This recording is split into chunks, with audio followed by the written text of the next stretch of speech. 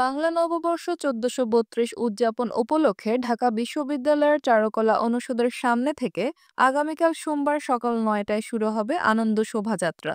শোভাযাত্রাটি শাহবাগ মোড় ঘুরে দোয়েল চত্বর হয়ে বাংলা একাডেমির সামনের রাস্তা দিয়ে পুনরায় চারুকলা অনুষদে গিয়ে শেষ হবে। বান্ডেল থাকলে প্রতি সেনমানিতে টাকা বাঁচবে। বিকাশ সেনমানি বান্ডেল কিনে জিতুন প্রতি লেনদেনে। রবিবার ঢাকা বিশ্ববিদ্যালয়ের জনসংযোগ দপ্তর থেকে পাঠানো এক বিজ্ঞপ্তিতে এ তথ্য জানানো হয়েছে।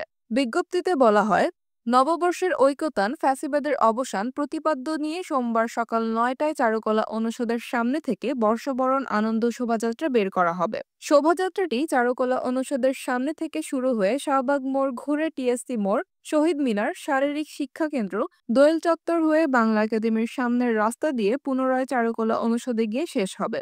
শোভাযাত্রায় অংশগ্রহণকারীরা শুধু নীলক্ষেত ও পলাশী মোড় দিয়ে বিশ্ববিদ্যালয়ে প্রবেশ করতে পারবেন উল্লেখ করে বিজ্ঞপ্তিতে বলা হয়, শোভাযাত্রা চলাকালীন বিশ্ববিদ্যালয়ের অন্যান্য প্রবেশ পথ ও সংলগ্ন সড়ক বন্ধ থাকবে। শৃঙ্খলা ও সৌন্দর্য রক্ষার্থে আশপাশ দিয়ে শোভাযাত্রায় প্রবেশ করা যাবে না। নিরাপত্তার স্বার্থে শোভাযাত্রায় অংশগ্রহণকারীদের নিজ নিজ পরিচয়পত্র সঙ্গে রাখার জন্য অনুরোধ জানানো হয়েছে।